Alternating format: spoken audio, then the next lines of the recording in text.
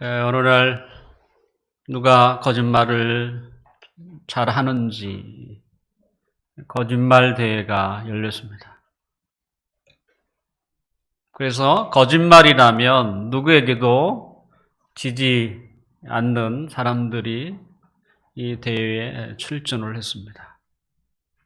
그리고 저마다 가장 큰 거짓말들을 쏟아내기 시작했죠. 누가 들어봐도 그건 뻔한 거짓말이었습니다. 누가 우승을 했을까요? 거짓말 대회에서 우승한 사람은 나는 지금까지 살면서 한 번도 거짓말을 한 적이 없습니다.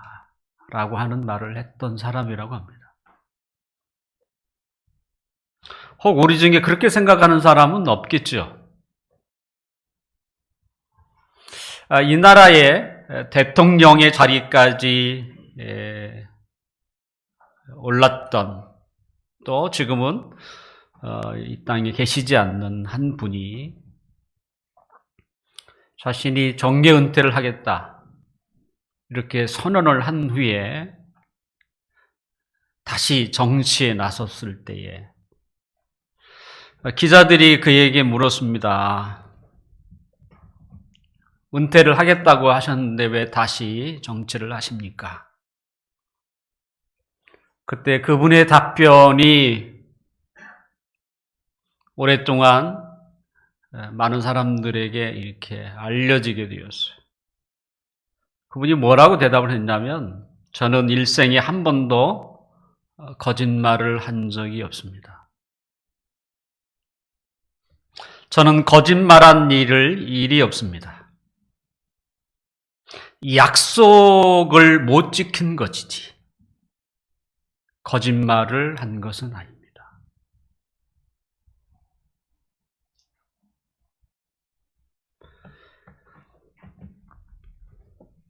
이런 분이 거짓말 대해서 우승을 할 만한 사람 아닙니까? 우리나라의 대통령을 지냈던 분이에요.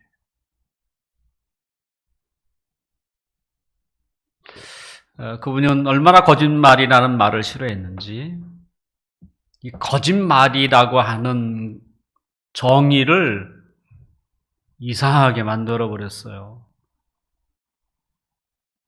자기는 거짓말 한 적이 없다. 단지 약속을 어겼을 뿐이다. 도대체 약속을 못 지킨다는 것과 거짓말이라고 하는 것이 다른 것인가요? 하나님이 우리에게 가르쳐 주신 9번째 계명은 이 거짓 증거 또는 거짓말과 관련된 것입니다. 우리가 함께 읽었던 이 16절을 다시 한번 읽어볼까요?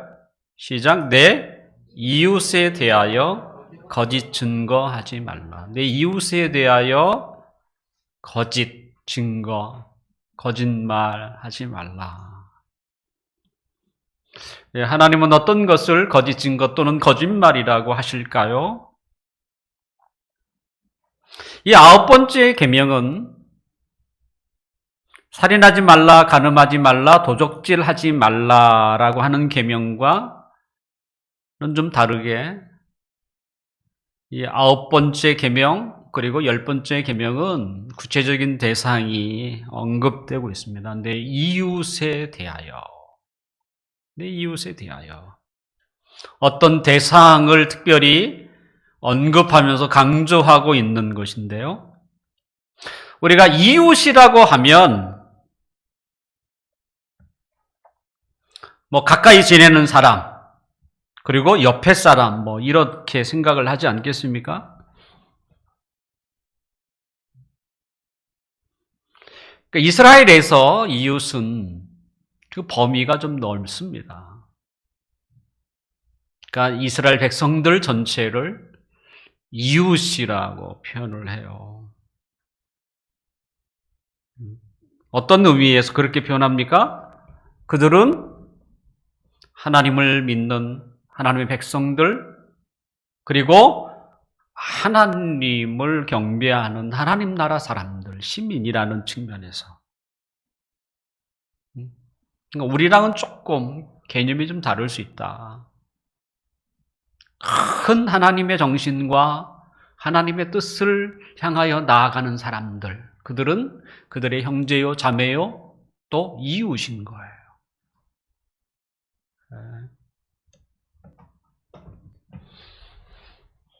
그 이웃에 대하여 거짓 증거하지 말라. 그러니까 이웃이 아닌 사람에게는 거짓말을 할 수 있다는 그런 의미는 아니죠. 우리는 이웃이 아닌 사람에게도 거짓말을 하지 말아야 되지만 특별히 어떻게 이웃에 대해서는 이렇게 강조하는 거죠. 평생 거짓말을 안 하고 살 사람이 누가 있겠습니까? 하지만 이웃에 대해서는 같은 형제 자매, 그 신앙의 지체들에게는 거짓 증거 또는 거짓말을 하지 말라. 이걸 지금 강조하고 있는 것이죠. 성경은 신자인 하나님의 백성과 또 하나님의 백성이 아닌 사람들을 대하는 모습이 달라야 한다고 이런 얘기를 해요. 어떻게 보면 우리는 모든 사람들에게 똑같은 마음으로 똑같은 태도를 가지고 있는 것이 훨씬 더 숭고한 정신이고 탁월한 종교라고 생각할 수 있겠지만 성경은 그렇게 얘기하지 않아요. 사실 모든 사람은 다 내 사랑의 대상이야 이렇게 말하는 것은 말은 쉬울지 몰라도 그렇게 안 되죠. 현실이 어떻게 됩니까? 우리는 똑같이 사랑할 수도 없어요. 그만큼 우리가 사랑에 풍성한 사람도 아니죠. 친구라고 할지라도 어떻게 똑같이 사랑합니까? 그건 말도 안 되는 거예요. 더 좋은 친구가 있고 마음에 안 드는 친구도 있어요.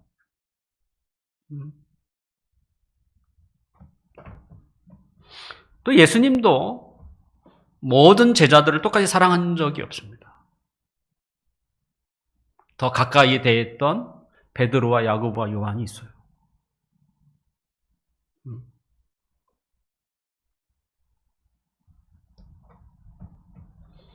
그러니까 이 사랑이라고 하는 것이 그것을 잘 받는 사람이라면 더 가까이 두는 거예요.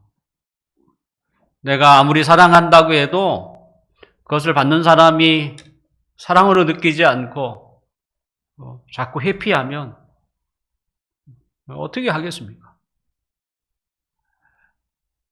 거리를 두는 거죠.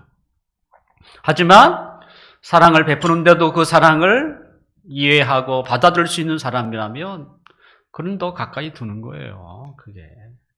네.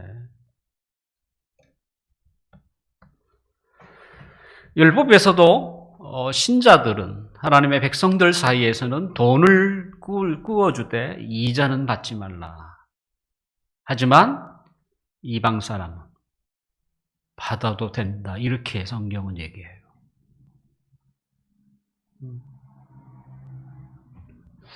우리가 신자가 아닌 사람도 분명 그리스도의 마음으로 그를 대해야지만 신자라면 같은 교회가 아닐지라도 다른 교회의 신자, 이게 분명하다면 우리는 그를 비신자보다 더 사랑스럽게 그를 대해야 합니다. 사도 바울도 교회가 다른 사람을 구제하는 일이 있을 때에 우선순위가 누구냐? 그것은 교인이라고 얘기해요. 세상이 아니에요. 교인 가운데 구제의 대상이 분명하게 있는데도 불구하고 세상을 먼저 보는 것은 합당하지 않은 것이죠. 왜 우리가 신자가 아닌 사람보다 우리가 더 각듯하게 그를 대해야 되는가라고 할 때 그것은 한 아버지, 한 하나님을 모시고 있는 영적 가족이기 때문에. 가족이 뭡니까? 다르잖아요. 가족이 아닌 사람과 가족은 다른 것입니다. 그래서 우리의 마음도 다른 거예요.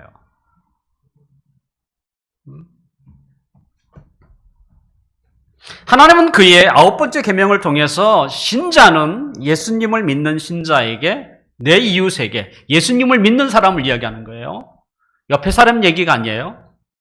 옆집 이야기가 아닌 거예요. 예수 믿는 사람에게는 거짓 증거를 하지 말라. 강조하고 있어요.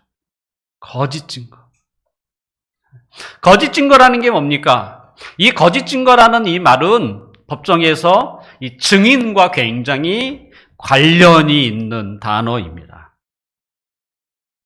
증인으로 선택된 사람들은 판사나 그리고 재판정에 앉아있는 많은 사람들 앞에 선서를 하지 않습니까?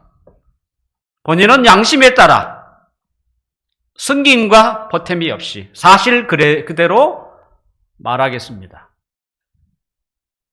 그런 선서를 반드시 해요, 증인. 그리고 판사는 만약 당신이 거짓말을 했을 경우에 그것도 벌을 받습니다. 그것이 바로 위증죄입니다. 위증죄. 거짓말한 것도 벌 받습니다. 위증죄가 결코 가볍지 않아요. 우리는 쉽게 거짓말을 해서 그거에 대한 이렇게 하지만 실제 법정에서는요, 위증죄는 굉장히 엄합니다. 위증죄가 뭐예요? 거짓 증거한 죄예요. 거짓말한 죄입니다. 그렇게까지 판사가 다시 한번 그에게 이야기한 것이죠. 자, 그렇다면 증인은 자신의 본 것을 그대로 100% 이야기합니다. 분명히 그것이 자신의 눈에 사실일 수는 있지만, 하지만 그것이 진실이다, 이렇게는 말할 수는 없어요. 그러니까 사실과 진실은 좀 달라요. 제가 보기에, 그러니까 조금 지켜보는 입장이죠. 그것도 몇 발짝 이렇게 좀 뒤에서 서로 심하게 말다툼하는 것처럼 보였다. 그래서 손짓 발짓 이렇게 했다는 거죠. 그 사실은 똑같아요. 하지만 그게 진실이니까 그것 좀 달라요. 왜냐하면 우리는 서로의 주장을 굉장히 강조하기 위해서, 이걸 우리는 논쟁이라고 하는데, 그건 싸움이 아니에요, 논쟁. 이 논쟁할 때도 어떻게 합니까? 손 이렇게 하잖아요. 이렇게 했다고 해서 서로 싸웠다는 얘기가 아니잖아요. 그러니까 사실과 진실은 다를 수 있다는 거예요.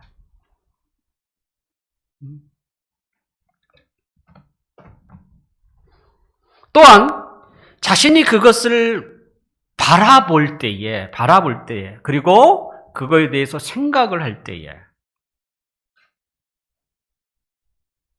그것이 또 다를 수 있습니다. 왜냐하면 우리는 자신이 가지고 있는 그 어떤 바탕이죠. 자신이 가지고 있는 자기만의 정신, 때로는 사상을 가지고 그걸 판단하기 때문에 그걸 가지고 판단하는 거거든요. 모든 사람은. 그래서 어떤 사람은 어떻게 해요? 똑같이 봤는데도 다르게 얘기해요. 똑같은 걸 봤거든요. 근데 다르게 얘기해. 왜냐하면 그 사람의 마음에 그 정신이 다른 거야. 그래서 얼마든지 우리는 달라질 수 있다는 거예요.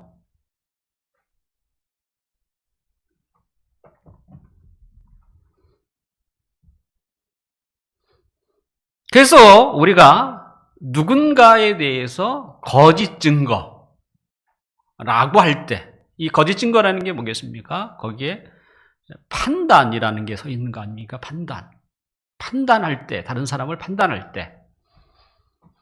이 다른 사람을 판단할 때는 어떻게 합니까? 판단의 기준이 있어야 되는 것이죠. 그래도 공평하게, 공정하게 다른 사람을 판단하려고 할 때는 먼저는 재료가, 정보가 많아야 합니다. 그저 하나를 가지고 이 사람은 이렇대, 이런 사람이야 이렇게 말할 수 있나요? 재료가 하나야. 정보가 하나밖에 없어요. 한 사건을 가지고 함부로 그 사람에 대해서 말하는 것은 거짓이 될 가능성이 많습니다. 왜요? 우리는 누구나가 실수를 하기 때문에.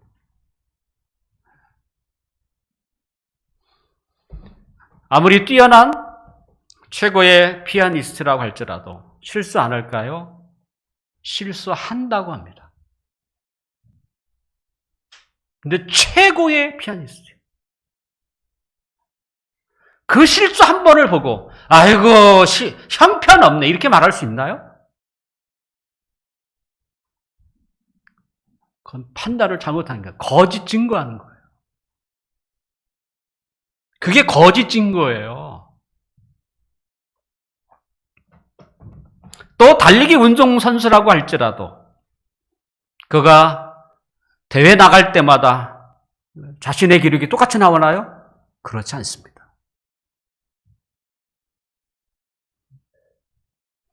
세계 최고의 기록이라 할지라도 대회 때마다 그 기록을 못 내요. 우리는 너무나 잘 알잖아요. 평생 한 번 나오는 경우도 있어요. 그 기록이. 뛸 때마다 나오는 게 아니에요. 근데 그거 한번 보고 저 양반은 뭐야? 뛰지도 못하네 이렇게 말할 수 있냐 이거요.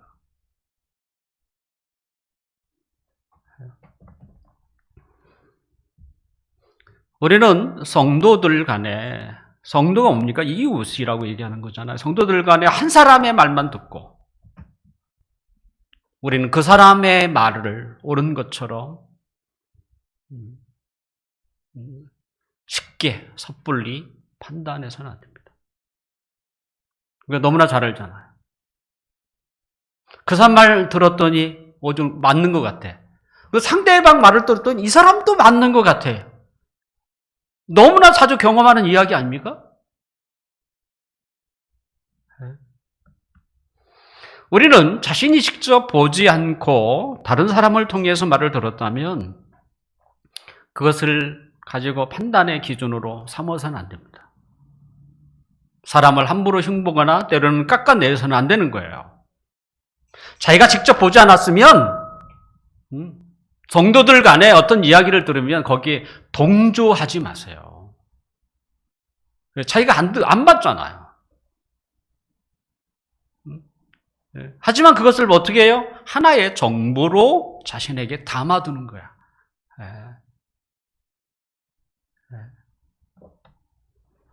그 사람이 그런 사람이 아닌데 그런 사람이라고 우리가 취급하는 그것이 뭐예요? 거짓입니다. 그게 거짓이에요. 그래서 우리가 남을 판단할 때에는 많은 정보가 있어야 합니다.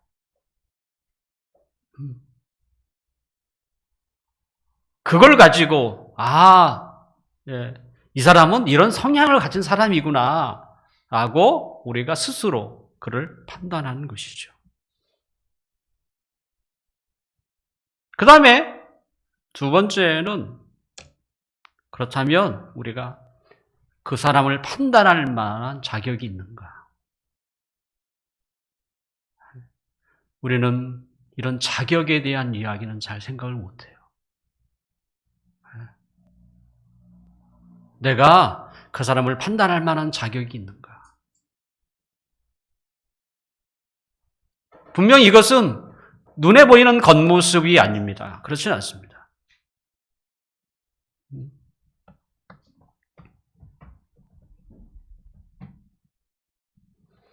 그 수준을 보고 우리가 판단을 하되 수준이 낮은 사람이 판단할 수는 없는 것이죠. 예수님도 산상수훈 마태복음 7장에 보면 외식하는 자여 먼저 내 눈 속에 있는 들보를 빼어라. 그 후에야 밝히 보고 형제의 눈 속에서 티를 빼리라. 이 말씀을 하세요. 그를 판단할 자격도 안 되는 사람이 자기에게는 흠이 이렇게 많은데 자격이 안 된다는 거야. 조그만한 흠을 가진 사람을 판단할 자격이 안 된다는 거예요. 주님은 자격자를 이야기하고 계세요. 우리가 남을 판단할 때는 어떻게 해요? 내가 과연 그런 자격을 가지고 있는가를 생각해야 돼요.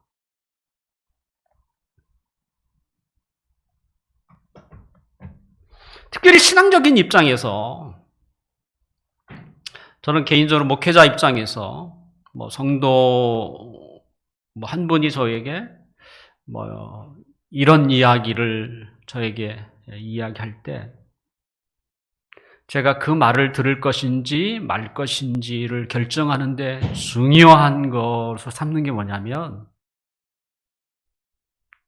지금 아니면 최근에 그의 신앙의 상태예요.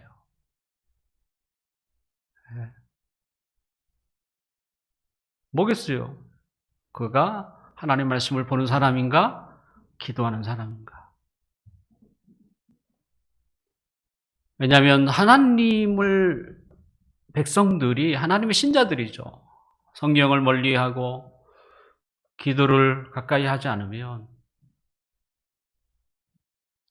별의별 생각들이 막 다 불만인 거야, 다. 그러니까 상태가 안 좋은 거예요. 건강하지 않은 거예요. 이런 경우에는 어떻게 해요? 사단이 얼마든지 그를 이용할 수 있어요. 그런 말을 목회자가 분별력도 없이 그렇게 받아들이면 뭐에 놀아나는 거잖아요. 그래서 제가 그걸 굉장히 중요하게 여겨요. 그가 장로이고 권사이고 저는 그걸 안 봐요. 최근에 그의 신앙 상태, 저는 그걸 봐요. 그래서 그가 기도하는 사람, 그리고 하나님 말씀을 가까이 하는 사람인가? 그러면 제가 그분의 말을 굉장히 신중하게 생각해요.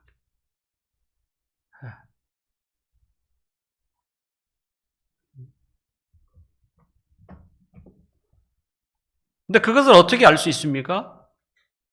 그분이 일주일 동안 어떻게 하나님 말씀을 얼마나 가까이 하고 기도하는 걸 어떻게 알 수 있겠어요? 제가 목회 한 20년 하다 보니까 주일날 그분의 모습을 보면 대충 감을 잡아요. 왜냐하면 우리는 일주일이라는 삶을 가지고 주일에 오거든요.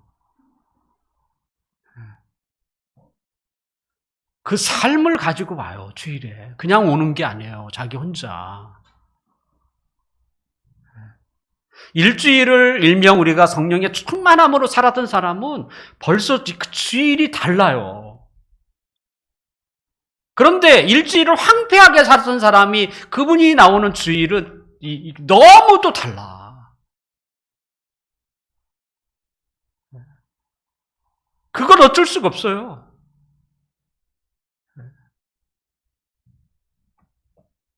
그래서 영적 감각으로 제가 판단을 해요.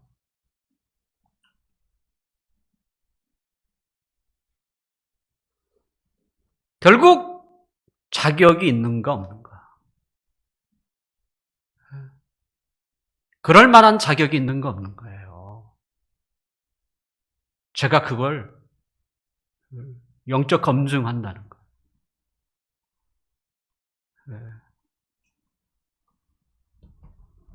사도 바울은 고린도전서 2장 15절에 보면 신령한 자는, 성숙한 자는 모든 것을 판단하나 자기는 아무에게도 판단을 받지 아니한다. 이런 말을 해요. 결국 바른 판단은 이 성숙한 사람의 특징이라고 얘기하는 거예요. 신령한 사람, 영적인 사람, 성숙한 사람은 모든 것을 판단하나.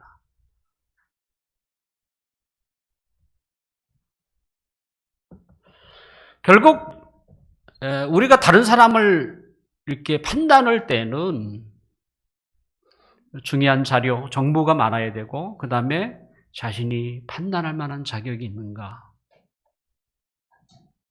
수준이 형편없는 사람이 수준이 있는 사람을 판단할 수 있습니까? 그건 안 되는 거예요. 우리는 두 가지를 생각을 하셔야 합니다.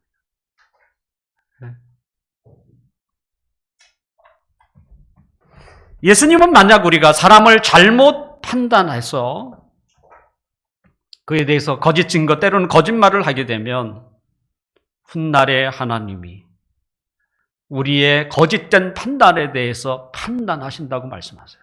그게 마태복음 7장 1절에 있는 거예요. 너희가 비판하는 그 비판으로, 네가 헤아리는 그 헤아림으로 하나님이 우리를 헤아리신다는 거예요. 그것이 거짓된 판단이라면 하나님이 그거에 대해서 추궁하겠다는 거예요. 우리가 판단을 하는 것은요, 그것은 죄가 아닙니다. 죄가 아닙니다. 우리는 판단을 하지 않고서는 이 세상을 살아갈 수가 없어요. 이렇게 가야 될까, 이렇게 가야 될까 판단해야 되잖아요. 분별해야 되잖아요. 더욱이 이단이 날뛰는 이 시대 속에서, 이 시대에서 가장 필요한 게 저는 분별의 은사라고 생각을 해요. 분별의 은사가. 왜 그러냐면 이단이 많다는 게 뭡니까?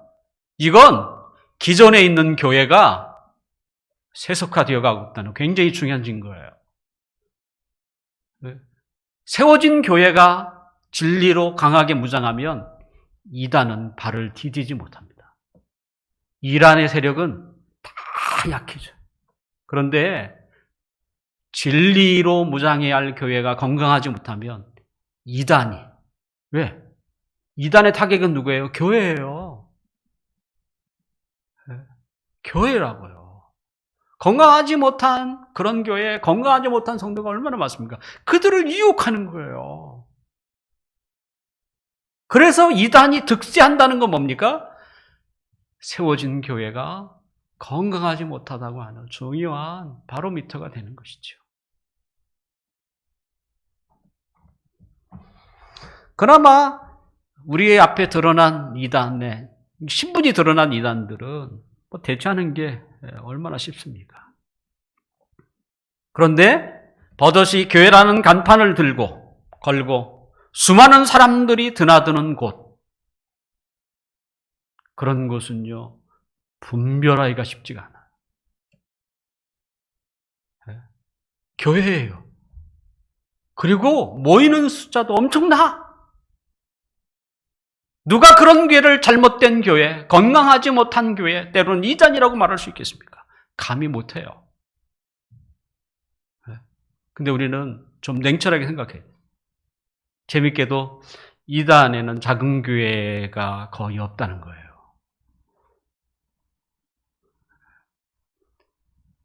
우리 교회 성도들 중에 여기 전도를 나갔다가 하도 이 교회가 조용하니까, 교회는 조용한 곳이지 뭐. 이단인 줄 알았대잖아요. 그분은 몰라도 너무 몰라요. 이단은 작은 교회가 없어요. 왜요? 작은 교회가 무슨 힘이 있겠어요? 사단은 힘이 없는 자를 쓰지 않습니다. 사단은 게으른 자를 쓰지 않아요. 영향력이 없는데 뭘 써요? 믿음 없는 사람 쓰지 않아요.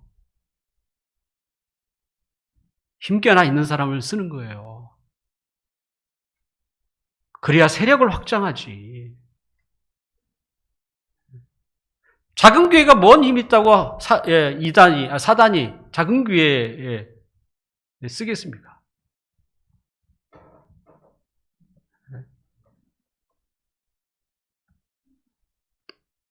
큰 교회 정도 돼야 통하는 것입니다. 이런 것이 뭡니까? 사단의 특징을 우리에게 잘 보여주는 거죠.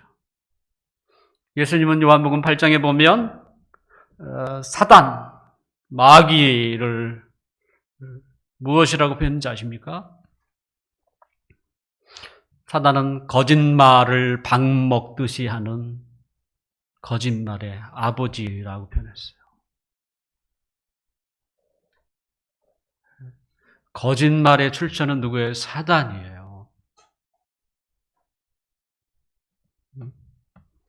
또한 마귀는 속이는 데 전문가입니다. 그래서 고린도후서 11장 13절 이하에 보면 사단은 거짓 사도, 의의 일꾼으로 속이고 하물며 광명의 천사로까지 변장한대요. 우리 꿈속에서 광명의 천사로 나타나 봐요. 다 우리는 예수님이 나에게 하신 말씀이라고 생각하지만 천사는 그 정도 다 한다는 거예요. 광명의 천사로까지 자기를 나타난다는 그 정도 속일 수 있다는 거예요. 자, 속이면서 거짓말도 하니 웬만한 사람 다 넘어가는 거예요.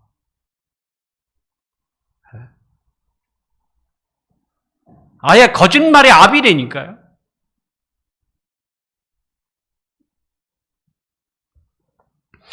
이단을 보면, 자, 이단에 보면 뭐 이렇게 젊은 사람들이 너무 많아요. 특히 대학생들이 그렇게 많아, 이단에. 그래도 대학생이면 지성인 아닙니까? 어떻게 그 젊은 지성인들이 명문대 필요 없어요. 명문대 되게 많습니다, 이단에.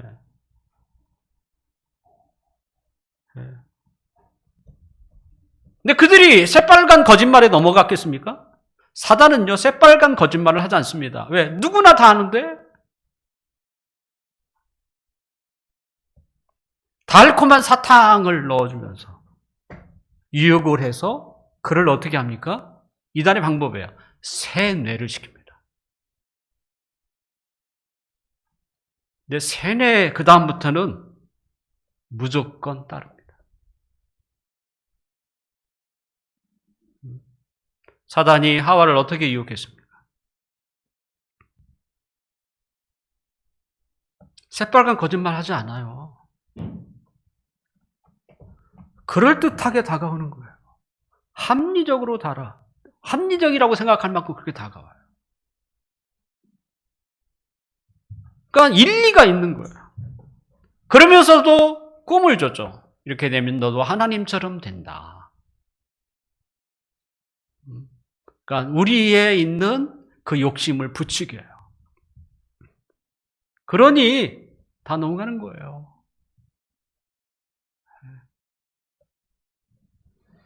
한국에 있는 정치나 때로는 교계가 왜 혼란스럽습니까? 거짓이 많기 때문에 그런 거죠. 우리 모두가 너무나 잘 즐겨보는 유튜브에 보면 거기에 가짜 뉴스가 얼마나 많은지 몰라요. 가짜 건강 정보뿐만 아니라 무수합니다. 뭐도 있습니까? 가짜 진리도 많아요. 가짜 진리.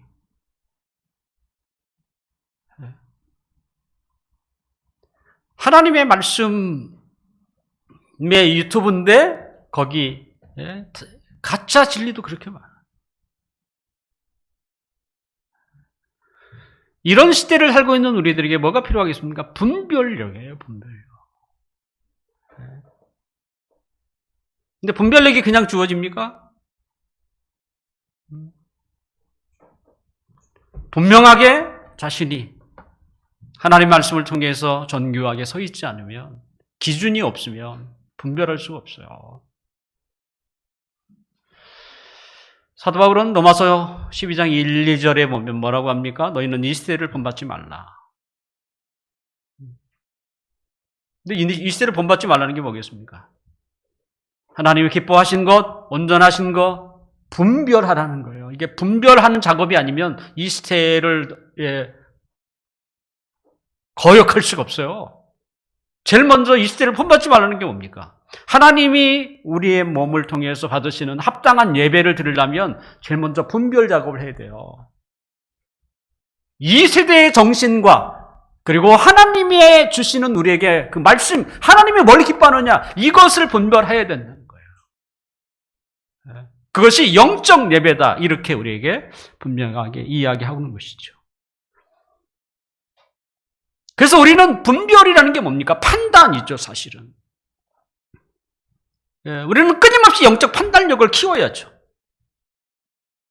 그래서 이 판단, 마태복음 7장 1절을 통해서 판단하지 마, 성경이 그렇게 단순한, 어떻게 판단 안 하면 어떻게 삽니까? 판단해야죠. 또한 판단 없이 우리가 하나님의 깊으신 뜻을 위해서 어떻게 살아갑니까?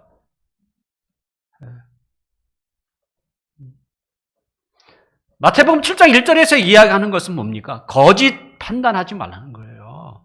그것도 입. 우리는 스스로 자신이 판단해서 판단에 따라 자기가 행동하면 되죠. 문제는 뭡니까? 다른 사람에 대해서 거짓 판단하지 말라는 얘기잖아요. 거짓 판단. 그래서 성도들은 그 어느 때보다도 이 시대에 이런 분별력, 판단력이 중요합니다. 성도들이 그럴 정도라면 지도자는 이건 필수예요. 지도자는 필수입니다. 이건 반드시. 그래서 사도 바울은 그의 목회자인 디모데에게 이렇게 말합니다. 디모데후서 2장 15절에 보면 너는 진리의 말씀을 옳게 분별하며 부끄러울 것이 없는 일꾼으로 인정된 자로 자신을 하나님 앞에 드리기를 힘쓰라. 부끄러울 것이 없는 하나님의 일꾼으로 자신을 드리라. 그게 뭐냐? 진리의 말씀을 먼저 내가 분별하라는 거예요. 이게 선행이에요. 이것 없이 그냥 무조건 열심히만 하면 하나님 앞에 드려지는 게 아니라는 거예요. 하나님이 기뻐하시는 것을 구별해서 거기에 투신을 하고 거기에 몸을 바치고 거기에 헌신하고 거기에 충성해야 되는 것이지. 분별력도 없이 하나님이 기뻐하는 일도 아닌 것을 그냥 막 온몸을 쏟아낸다고 그게 하나님이 받으시는 거냐? 하나님은요, 그렇게 해서 받으시는 분이 아니에요. 사람은 그분의 열정을 보고 그래도 가상하다 이렇게 생각할 수 있지만 하나님은 그렇게 하지 않아요. 그렇게 하지 않습니다. 사회가 어지러울수록 때로는 혼란할수록 어떤 사람들이 뜹니까? 평론가들이라는 사람이 떠요. 방송이나 언론에서. 그 사람들은 쭉 모여다 놓고 돈 받으면서 뭐예요? 뭐 하는 거예요? 사람에 대한 판단하는 거죠. 이 사람은 어떻고 저렇고 평가. 어쩌면 하나님 앞에 서게 되면 제일 많이 책망을 받는 사람이 누구겠어요? 평론가. 평론가예요.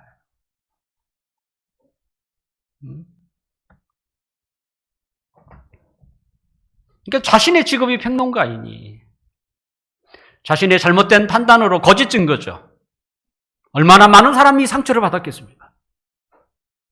나는 그렇지 않은 사람인데 그런 사람이라고 나를 그렇게 평론해버리면 더군다나 어떻게 해요? 방송이나 언론을 통해서 수많은 사람들이 바라보는데 나를 그런 사람으로 이렇게 평가를 내린다면 그가 하나님 앞에서 받을 평가가 얼마나 냉혹하겠습니까? 실제 야고보도 다른 사람을 가르치는 선생이 다른 사람보다 더 큰 판단을 받는다고 말을 합니다. 그래서 많이 되지 말라. 이렇게 얘기하잖아요. 뭐 때문에 그러겠어요? 말 때문에 그런 거예요, 말. 말을 많이 하면 실수를 하게 돼 있어요. 단지 그게 실수 아니잖아요. 상대방은 어떻게, 그건 실수가 아닌 거예요. 큰 상처가 되고. 그러면서도 당사자는 몰라. 자, 그렇다면 왜 사람들은 다른 사람들을 이렇게 거짓 증거, 자꾸 깎아내리려고 하고 흠을 찾으려고 하는가? 왜 그럴까요? 왜 거짓 증거를 합니까? 같은 교회 안에서 성도끼리 자꾸 흠 이야기하고 해서 왜 자꾸 깎아내리려고 하는가? 뭐겠어요? 자기를 드러내려고 하는 거예요.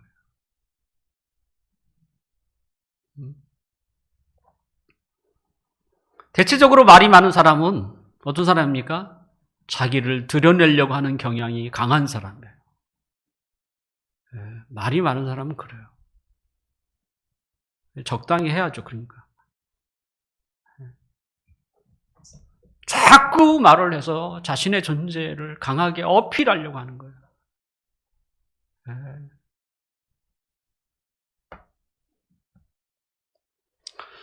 저에게는 그 목회자 그룹의 카톡이 몇 개 있습니다. 분명 때로는 필요한 정보를 제공하기도 해요. 그런데 7, 80%는 뭡니까? 다 자기 자랑거리. 다 자기 자랑.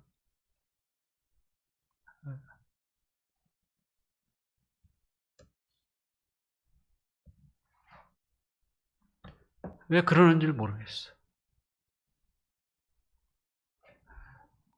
큰 교회, 작은 교회 할 것 없이. 그렇게 자기 자랑에 빠져있는 지도자라면 그 교회는 뭐가 될까? 걱정스럽더라고.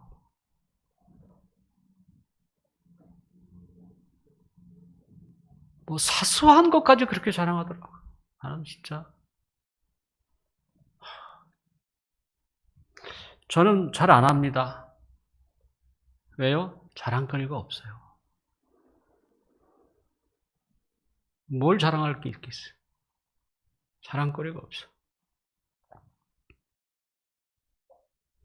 자꾸 자기를 드러내면 다른 사람을 깎아내려야 하는 거예요.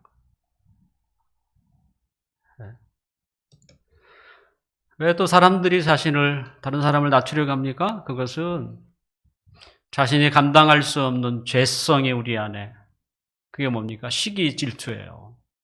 인간은요, 시기 질투가 이 안에 있어요. 죄성이 있어요. 그래서 어떤 사람을 시기합니까? 잘하는 사람을 시기합니다. 못된 사람은 절대 시기하지 않습니다. 시기 질투가 뭡니까? 그래서 그에게 거짓 증거하는 거예요. 잘난 사람, 어떻게든 흠 찾아서 거짓 증거하는 것이죠. 또 어떤 사람이 다른 사람을 깎아내립니까? 그것은 어리석은 사람들이,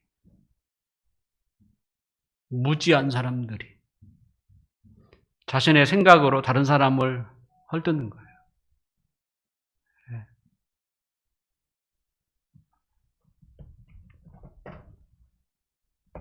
우리는 그릇된 행동에 대해서 판단받는 것은 정당합니다. 성경에 보니까 그레데인이라고 디도가 사역했던 그 그레데 섬이죠. 거기서 사역했던. 근데 그레데 사람에 대해서 성경이 뭐라고 하냐면 그들은 항상 거짓말쟁이라고 불러요. 사도 바울도 그 말이 맞다고 얘기해요. 디도서에 보니까.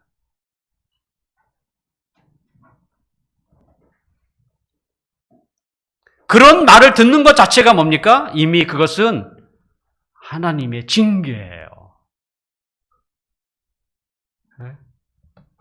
고린도전서 11장 32절에 보면 이렇게 되어 있습니다. 우리가 판단을 받는 것은 누군가로부터 이렇게 판단을 받아요. 당신은 거짓말쟁이야. 이런 근데 거기에 뭐라고 되어 있냐? 우리가 판단을 받는 것은 주께 징계를 받는 것이니 이렇게 되어 있어요. 그러니까 그 사람이 거짓말을 너무 많이 해. 그러면 거짓말쟁이라고 하는 판단을 받는 것 자체가 하나님이 그를 징계하시는 것이라는 거예요. 정신 차리라는 거야. 그게 징계니까. 그러니까 그런 말을 들으면 안 되죠. 신자가 돼서 그런 말을 들으면 절대 안 되는 것이죠. 그건 하나님의 징계예요. 꼭 어려운 일이 생겨야만 징계가 아니에요.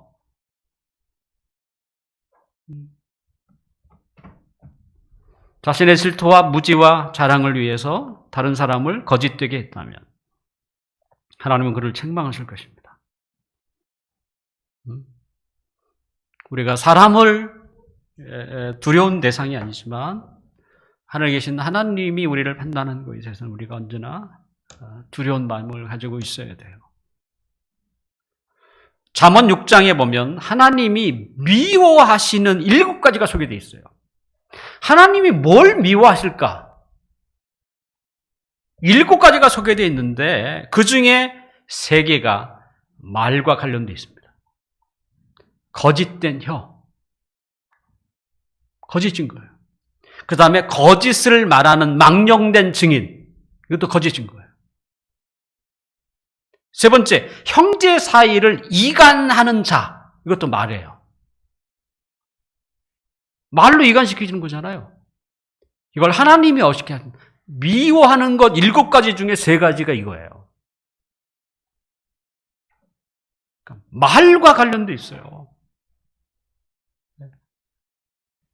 거짓 증거라는 것이죠.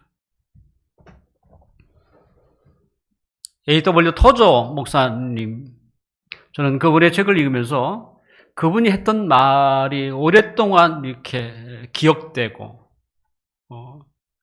잊혀지지 않는 그분의 결심이 하나 있었는데 잘 안 되더라고. 자기 입으로 남의 허물을 먼저 말하지 않겠다라는 거였어요. 그러니까 자기가 시작점이 되지 않겠다는 거예요. 그 사람의 허물을 알아. 다른 사람이 먼저 말하면 자기도 얘기할 수 있지만 자기가 먼저 말하지 않겠다는 거예요. 토저가 그걸 결심해요. 다른 사람의 허물을 내가 제일 먼저 말하지 않겠다. 저는 굉장히 좋은 결심이라고 생각하게 돼요. 우리에게는 어떤 결심을 해야 합니까? 거짓 증거예요.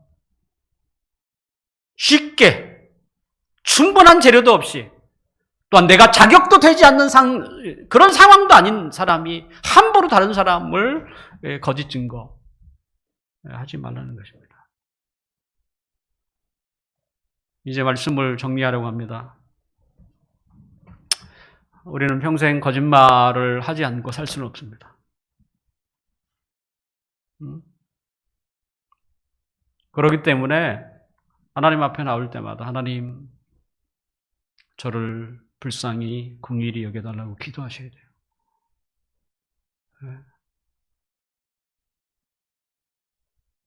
또한 거짓말이라고 하는 악에 빠지지 않도록 기도해야 합니다. 거짓말은 악입니다. 거짓말은 우리가 하려고 해서 하는 게 아니잖아요. 그 상황이 우리를 그렇게 몰아갈 수 있기 때문에 그런 상황에 빠지지 않도록, 그래서 거짓말이라고 하는 악에 이렇게 빠지지 않도록 기도해야 한다는 거예요. 만약 다른 사람의 허물을 보았다면 마음에 두되 발설하지는 마십시오. 사단이 우리를 넘어뜨리는 것은, 그리고 그 시작점은 뭐예요? 거짓입니다. 자꾸 자신을 자신이 거짓말을 하면 스스로 자신을 무너뜨리게 되는 거예요. 늑대가 나타났다. 이렇게 말했던 양치기 소년은 결국 늑대에게 잡혀먹잖아요. 결국 거짓말 때문에 자기가 넘어지는 거예요.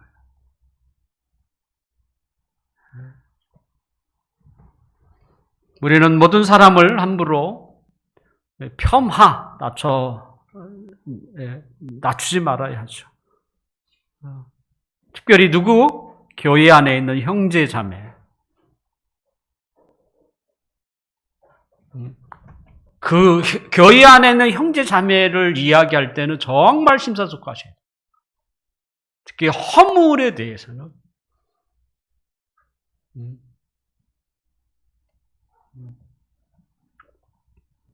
비판하거나 비방하거나 헐뜯거나 시기하거나 거짓되게 그를 판단해서는 안 됩니다. 내 이웃에 대하여 거짓 증거하지 말라.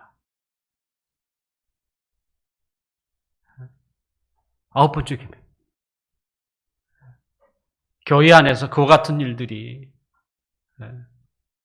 우리에게는 거의 많이 없는데 없었으면 좋겠고, 신자라면 같은 가족인데 서로 헐뜯어서 뭐 하려고?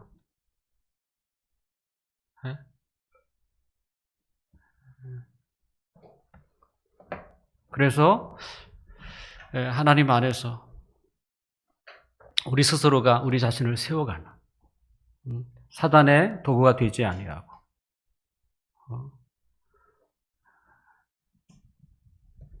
그래서 우리 스스로를 낮추고 또 자기를 드러내지 아니하고 오직 주님만 높임을 받으시도록 우리 자신을 쳐서 주 앞에 복종시키기를 주님의 이름으로 축원합니다. 기도하겠습니다. 아버지 하나님,